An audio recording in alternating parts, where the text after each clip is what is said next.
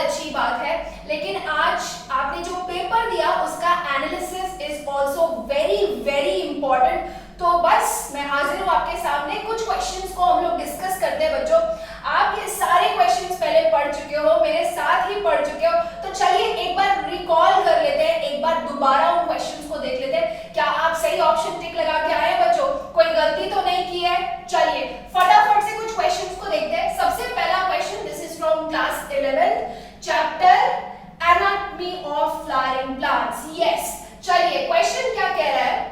The transverse section of plant shows following anatomical features। हमको कुछ features दिए थे बच्चों क्वेश्चन के अंदर, और we have to identify the category of plant and its part। ठीक है, तो पहले काम करते हैं, पहले ऑप्शंस पढ़ लेते हैं। Option A is large bundle of scattered vascular bundles surrounded by bundle sheath। Okay, large number of scattered vascular bundles surrounded by bundle sheath। Second option, large conspicuous parenchymatous ground tissue। Third, vascular bundles conjoined and closed, and D is phloem parenchyma absent। Okay, so options are first of all identify the category of plant and its part। First option, dicotyledonous stem। Second option, dicotyledonous root। Third option, monocotyledonous stem, and fourth option is monocotyledonous root। Easy question है बच्चों, लेकिन आप लोग क्या करते हो? Option पढ़ने में गलती करते हो। और मैंने हमेशा आपको सिखाया that every time you have to analyse each and every statement, उसी से क्वेश्चन बनता है। ठीक है, चलिए करते हैं। सबसे पहले, large number of scattered vascular bundles surrounded by bundle sheath। ठीक है, हमें scattered vascular bundles बता रहे हैं। ठीक है, scattered किस में था? vascular bundles की बात चल रही है। Is it dicot root? Is it monocot root? Is it dicot stem और monocot stem? क्योंकि हमें यही चार ऑप्शन दिख रहे हैं, तो लीफ वाला ऑप्शन तो दिमाग में आता ही नहीं है। ठीक है, रुकिए, अभी ज्यादा नहीं समझ में आया। सेकेंड ऑप्शन देखिए, large conspicuous parenchymatous ground tissue. यहाँ पे किसी पित्त के बारे में बात नहीं हो रही। अगर आप लार्ज पित्त सोच लेंगे बच्चों तो शायद रूट और स्टेम में कंफ्यूज हो जाएं। यहाँ पे लार्ज ग्राउंड टिश्यू बोला गया है, और ग्राउंड टिश्यू जहाँ पे लार्ज है, पैरेन्काइमेटस है और विजिबल है, कंस्पिकुअस है। ठीक है, ऐसा हमें सोचना है कि किसके अंदर है। इज इट इन स्टेम और root? Again question mark. Next, vascular bundles conjoined and closed। देखिए बच्चों, अगर vascular bundles रेडियल होता, R for radial, R for roots, मैंने सभी प्यारे बच्चों को अच्छे से याद कराया था बच्चों that जब रेडियल vascular bundles होते then it was going to be root। लेकिन यहाँ पे ऐसा कुछ नहीं है। यहाँ पे क्या दिया है? You are given with conjoint vascular bundles। conjoint किस में था भाई? roots में तो नहीं था, stem के केस में था। वेरी गुड, शाबाश। तो stem वाले दो ऑप्शन कौन है? Option 1 and 3। ठीक है, अभी भी चूज करना बाकी है। They are closed, vascular bundles are closed। Cambium is present or absent? जल्दी बताइए, जल्दी से बताइए। Is cambium present or absent? Cambium is absent। And when cambium is absent, is it dicot or monocot stem? जल्दी बताइए बच्चों, is it dicot stem or monocot stem? Obviously monocots। Monocots do not show secondary growth because they don't have cambium। तो जब cambium नहीं है, they are conjoined closed, so definitely answer क्या जाने वाला है? Monocot stem. चलिए एक काम करते हैं, थोड़ा और सोच लेते हैं, क्या पता हम गलत तो नहीं है। नेक्स्ट, डी पॉइंट देखिए, phloem parenchyma is absent. Don't you remember that this was the superstar point? Phloem के अंदर भी हमने पढ़ा था, एंड ऑल्सो जो छोटा सा पैराग्राफ दिया हुआ है आपकी एनसीईआरटी के अंदर, कोई भी लाइन एनसीईआरटी से बाहर नहीं है बच्चों। Each and every line is from NCERT and from the paragraph। कौन सा paragraph? Monocotyledonous stem. Very good, definitely answer was third. सही किया बच्चों, आप लोगों ने जल्दी बताएंगे, क्योंकि भाई phloem parenchyma was absent just मैंने पहले भी कहा था इंपॉर्टेंट क्वेश्चन है और आप देख सकते हैं नीट 2020 के अंदर क्वेश्चन आपके सामने है, ठीक है।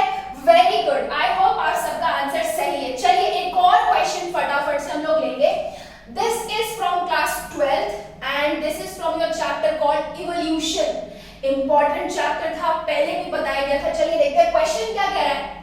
Which of the following refer to correct example or examples of organism which have evolved due to changes in environment brought by anthropogenic action?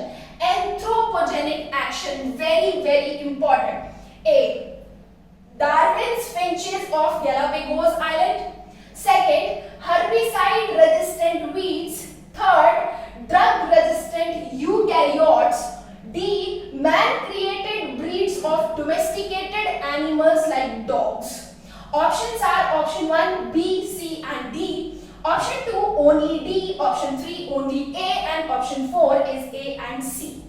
चलिए जल्दी से इस क्वेश्चन को सॉल्व करेंगे बच्चों। पहली बात, let me tell you, this is the question which is again from NCERT. NCERT के ही पैराग्राफ में as it is आपको लाइंस मिल जाएंगी। लेट मी टेल यू कहां पर, जहां आपने बच्चों पढ़ा था इंडस्ट्रियल मेलेनिज्म, याद है वाला पेज, उसी पेज पर डायग्राम के नीचे जो पैराग्राफ्स दिए वहीं पर ये लाइंस आपको देखने को मिलेंगी। Very important. See NCERT is the base, ये मैंने आपको कहा था, अच्छे से बताया था, यही पढ़ना है और वही है आपके सामने। So this is the question again from NCERT. Let's take a look on it, क्या आंसर होने वाला है। फर्स्ट ऑफ ऑल क्वेश्चन क्या कह रहा है that you have to go for the correct example. अब मेरे सभी सुपरस्टार्स को पता है कि अगर उन्होंने करेक्ट में डब्बा नहीं लगाया है तो वो गलती कर सकते थे, लेकिन आप लोगों ने ऐसा नहीं किया, मुझे पता है आप लोगों ने डब्बा जरूर लगाया। We have to go for the correct examples of organisms which have evolved due to changing environment। मतलब कि organisms के अंदर evolution है, but this is because of changes in environment brought by anthropogenic action। These are the actions that are because of the activities of man। हम लोगों की वजह से जो हो रहा है, हमारी वजह से, हमारी एक्टिविटीज की वजह से जो है, these are anthropogenic actions, so it is related to us, right? तो चलिए ऑप्शंस को चेक करेंगे। Darwin's finches of Galapagos Island, क्या वो हमारी वजह से इधर उधर गई थी बच्चों? बताएंगे मुझे। No, it was not due to man, बिल्कुल गलत है ये बात। Yes, second, herbicide resistant weeds। भाई herbicides ऊपर वाले ने तो दिए नहीं थे कि herbicides लगाइए। It was man जिसने ये सब इंक्लूड किया। This was because of this action। बिल्कुल सही बात है। Drug resistant eukaryotes, देखिए बच्चे वो वाला पैराग्राफ जरूर देखिए, that is very important। अब तो आप पेपर दे चुके हैं, लेकिन क्योंकि आप सभी ने वो पैराग्राफ अच्छे से पढ़ा था, इसीलिए ये ऑप्शन क्या है, सही है। Drug resistant eukaryotes. अब भाई ड्रग्स भी किसने लाए? मैन लेकर के आया। मैन ने पता लगाया that these are the particular drugs, right. चलिए मैन क्रिएटेड ब्रीड्स, खुद ऑप्शन बता रहा है बच्चों, man created breeds of domesticated animals like dogs. ये तीनों ही स्टेटमेंट करेक्ट है with respect to changes in environment. जल्दी से बताएंगे बच्चों सही आंसर क्या है, जल्दी बताएंगे। The correct answer is option number 1। मैं यहाँ पे लिख देती हूँ, answer is option 1 and here answer was option 3। Clear है? आई होप आपने दोनों क्वेश्चंस बिल्कुल सही किए हैं, ठीक है। Wish you all the very best for your college selections and every